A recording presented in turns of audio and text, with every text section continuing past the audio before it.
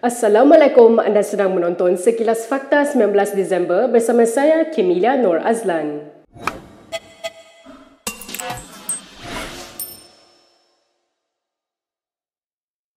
Bekas Ahli Parlimen Sungai Petani Johari Abdul dipilih sebagai Speaker Dewan Rakyat yang baru menggantikan Azhar Azizan Harun. Ini selepas Johari memperoleh undi sokongan tertinggi dari ahli-ahli Dewan Rakyat pagi ini. Yang berbahagia Datuk Johari bin Abdul mendapat 147 undi.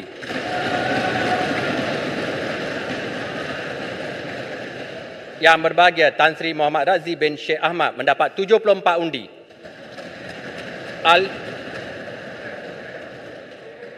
Ahli-ahli yang berhormat, maka menurut peruntukan peraturan 43, saya dengan ini memasyurkan bahawa Yang Berhormat Datuk Johari bin Abdul dipilih sebagai Tuan Yang di-Pertua Dewan Rakyat.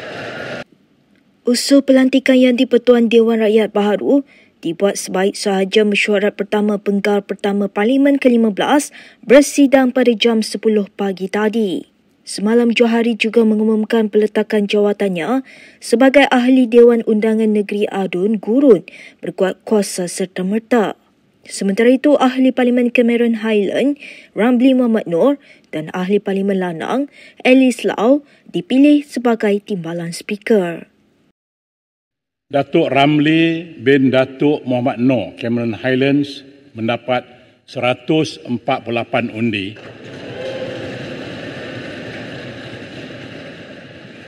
Yang Berhormat Puan Alice Lau Keong Yew mendapat 146 undi. Yang Berhormat Datuk Wira Hajah Mas Irmayati binti Syamsuddin mendapat 74 undi. Dewan Rakyat jadi kecoh selepas Ahli Parlimen Arau Syahidan Kasim mempertikaikan ucapan Timbalan Perdana Menteri II, Fadilah Yusof. Fadilah menyebut Yang di-Pertuan Agong dan Majlis Raja-Raja Melayu ketika membentangkan usul undi percaya terhadap Perdana Menteri Anwar Ibrahim. Kita tidak boleh menggunakan perkataan Yang di-Pertuan Agong ataupun Raja-Raja Melayu untuk mempengaruhi majlis mesyuarat. Kita tak perlu pakai. Kita bawa usul tanpa menggunakan benda ni. Jadi sekarang ni kita dah melanggar 36.7. Kami semua ni fakta, Harau. Dia kalau fakta tak boleh dibawa, nak bawa apa lagi?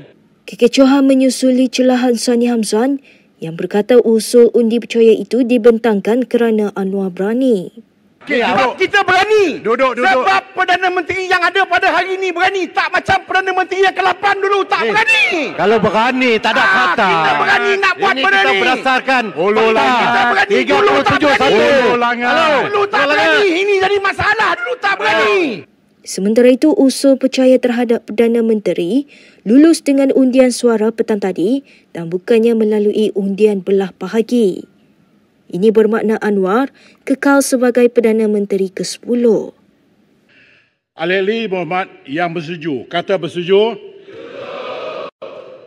Yang tidak, kata tidak. Lebih suara bersetuju. Usul disetujukan.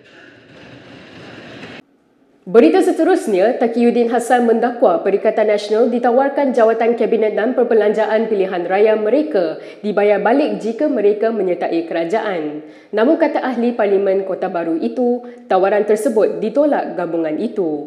Saya ingin mendedahkan di sini bahawa pihak kami pernah ditawarkan beberapa jawatan Kabinet untuk menyertai kerajaan di sebelah sana. Ada pula jaminan kononnya nak bayar balik segala perbelanjaan pilihan raya kami. Tetapi kami tidak menerima kerana kami yang berada di sini, kami membawa mandat 4.7 juta pengundi popular yang mengundi Perikatan Nasional. Membawa 74 kerusi di dalam Parlimen Malaysia ini.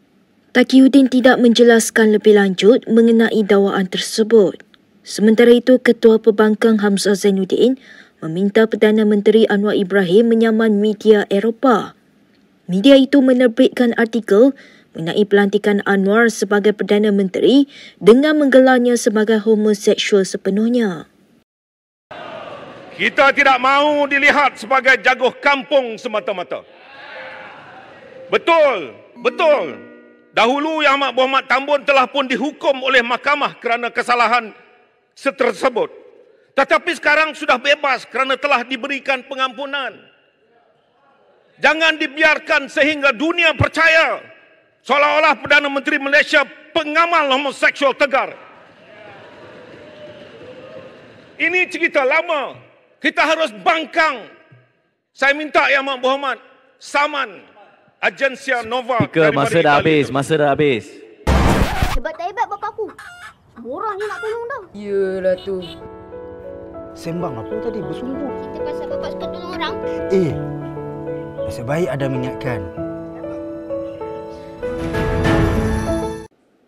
Kita ke perkembangan berikutnya. Menteri Ekonomi Rafizi Ramli melanggar kebiasaan dengan mengambil bahagian dalam perbahasan. Bagaimanapun, tiada larangan untuk menteri berbuat demikian. Tuan Yang Dipertua, sebab dia sebut pendang, tak pernah ada sejarah tradisi parlimen menteri berbahas. Boleh. Tak pendang. Tak pernah dah saya kata sejarah tradisi tak ada. Boleh. Peraturan mana pendang? Dah kata tak ada lah sejarah tak pernah ada berbahas. Biarlah nanti Perdana Menteri menggulung apa tadi yang membawa usul itu menggulung. Tidak ada presiden. Pendang dah ambil seminit yang di-Pertua Dewan. Ya. Baik. Sudah tentu ada. Daripada awal 24A1/1. Saya dah tengok dah. Sementara itu menyentuh penolakan PN kepada gelaran kerajaan perpaduan, ahli Parlimen Pandan itu berkata, pemimpin utama mereka sendiri menolak tawaran membentuk kerajaan bersama menyebabkan gabungan pembangkang tiada dalam kerajaan. Untuk makluman kepada anggota di sebelah sana sendiri, soal istilah ini sepatutnya perlu dirujuk kepada Paguh dan Marang. Kerana Paguh dan Marang yang dipanggil pertama kali dan ditawarkan untuk membentuk kerajaan perpaduan. Tetapi lain kali, saya ingat tindakan yang dibuat oleh sebelah sana yang melantik Larut sebagai ketua pembangkang, insya-Allah lepas ini ada perunding yang lebih baik. Kalau kena cara, baru boleh duduk di sini. Buat masa sekarang, jangan marah atas soal istilah di atas kegagalan Paguh dan Marang yang menolak untuk menyertai kerajaan perpaduan ini.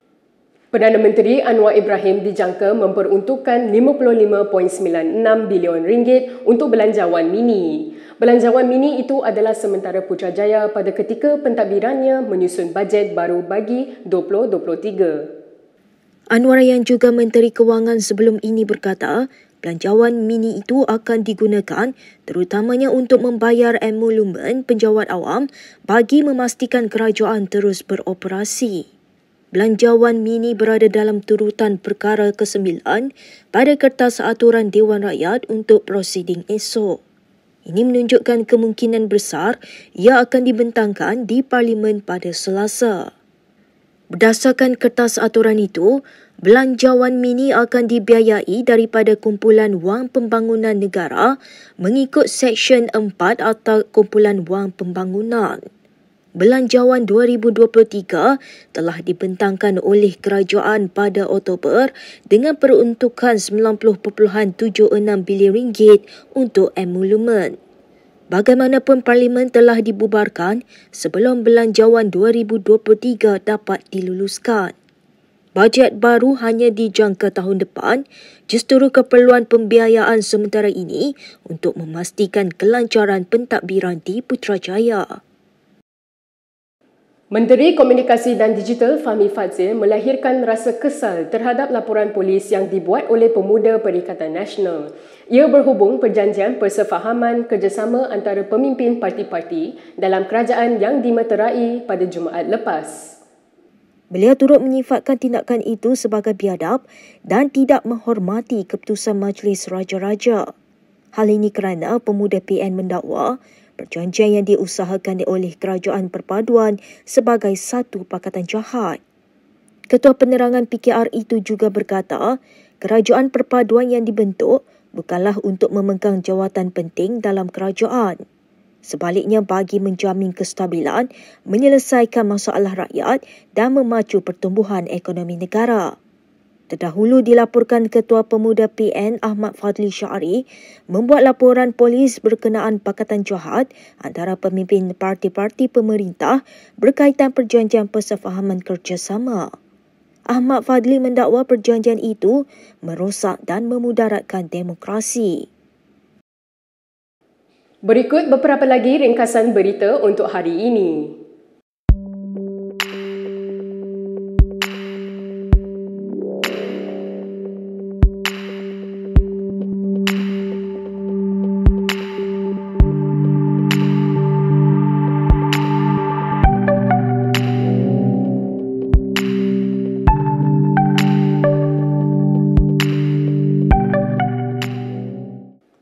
Sekian sahaja daripada saya, Kemilia Nur Azlan untuk Sekilas Fakta. Untuk lebih banyak berita, anda boleh melayari kinitv.com.